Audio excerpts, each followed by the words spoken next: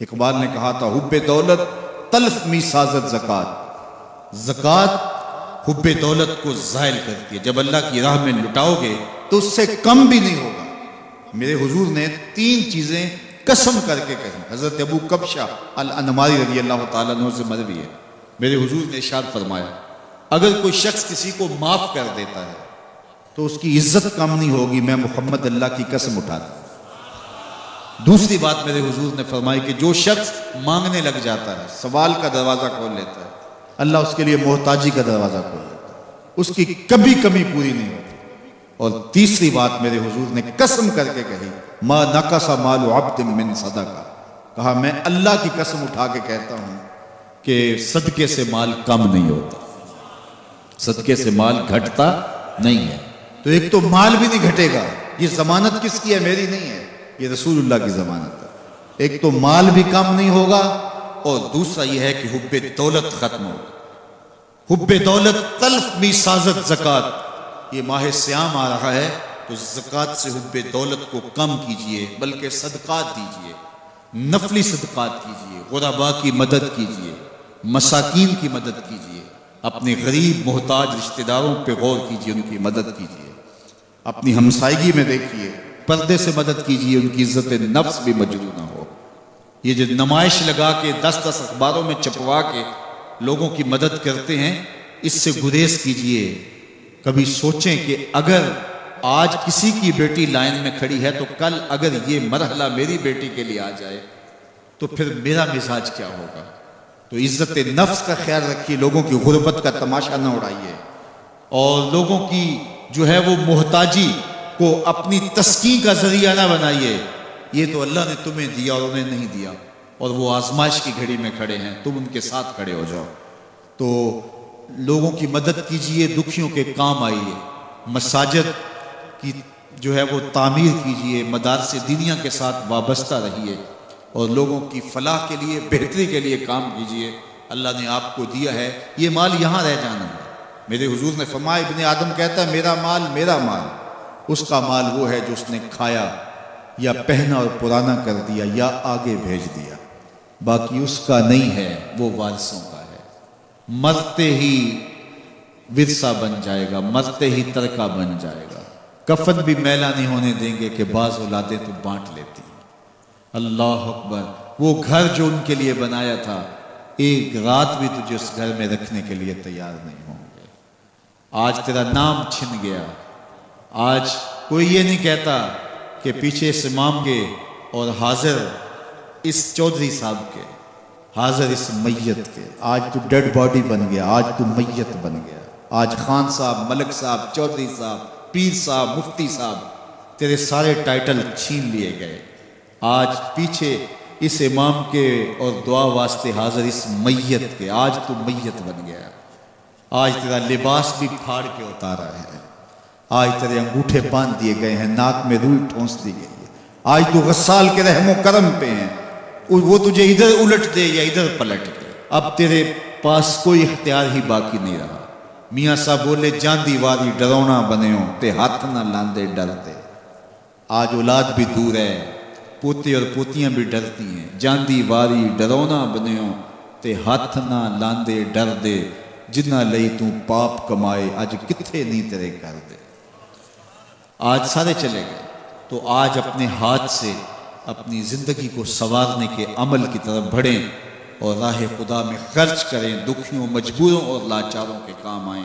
اللہ آپ کی مدد کرے گا اور حب دنیا کم ہوگی۔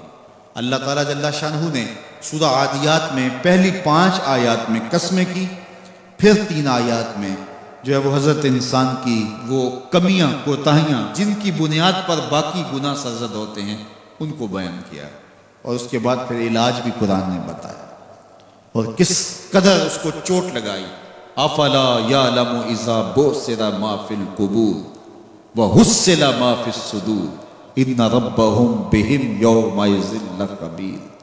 افلا یعلم اذا بعثر ما فی القبور، اے اکڑ کے چلنے والے، اے ناشکر انسان، اے دولت کے پجاری، وہ وقت یاد کر جب تو قبر سے اٹھایا جائے گا، اس وقت کفن بھی چھین لیا جائے گا، اب سب کو چھین لیا گیا، دولت، بینک بیلنس، تیری جائیدادیں، پلازے، گاڑیاں، گھر، کوٹھیاں، بنگلے، سب کچھ یہیں رہ گیا، صرف ایک چادر کفن کے لے کے جا رہا ہے۔ لیکن جب قبر سے اٹھایا جائے گا یہ کفن کی چادر بھی رہ جائے گی، برہنہ اٹھایا جائے گا۔ اللہ اکبر! نہ پاؤں میں جوتے، نہ سر پہ پگڑی، نہ بدن پہ کپڑا، برہنہ اٹھایا جائے گا۔ سیدہ عائشہ رضی اللہ تعالیٰ عنہ نے سنا تو کانپنے لگی، عرض کی حضور قبر سے برہنہ اٹھائے جائیں گے تو ایک دوسرے سے حیا نہیں آئے گی؟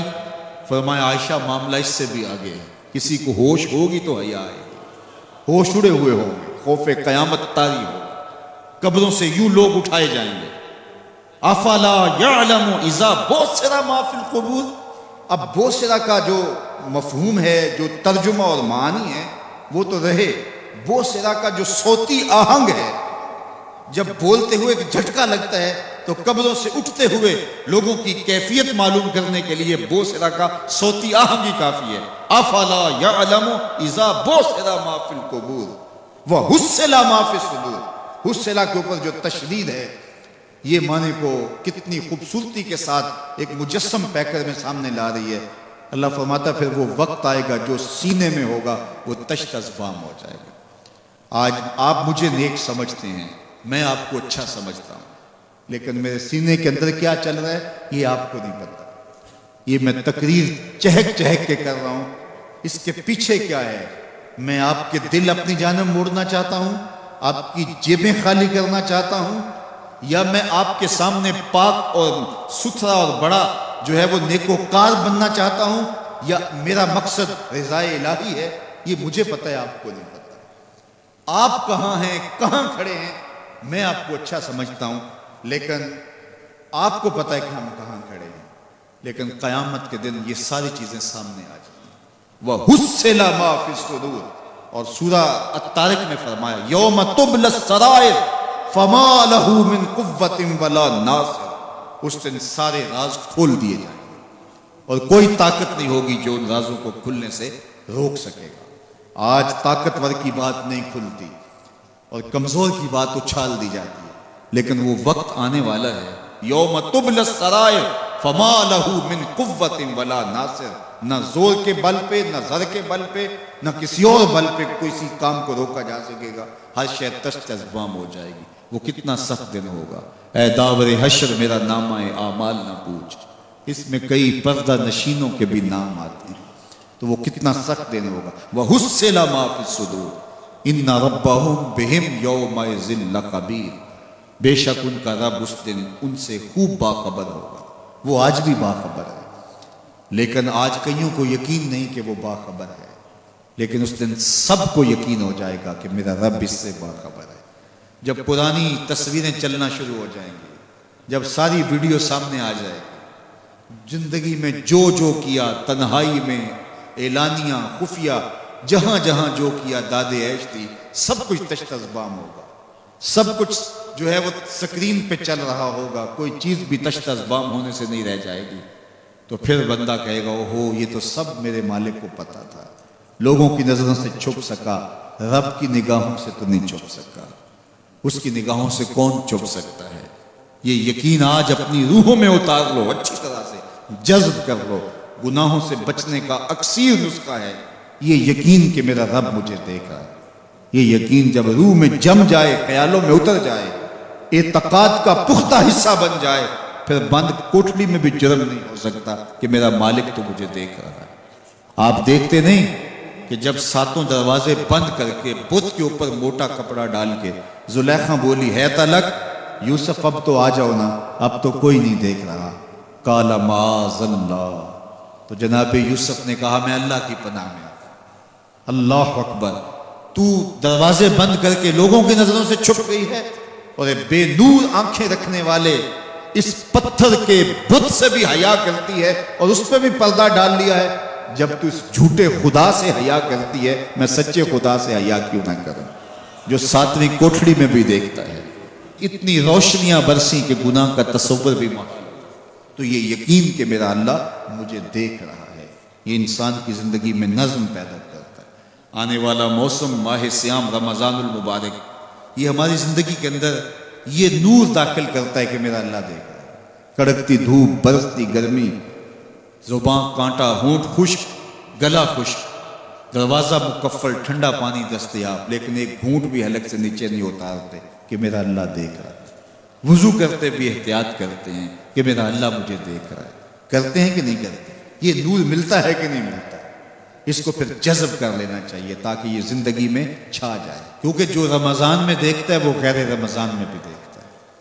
اور پھر پانی نہیں پیتے کہ اللہ دیکھ رہا ہے، کھانا نہیں کھاتے اللہ دیکھ رہا ہے، لیکن جب آنکھ بھٹکتی ہے تو اس وقت اللہ نہیں دیکھتا، جب خیال بہکتا ہے تو اس وقت اللہ نہیں دیکھتا۔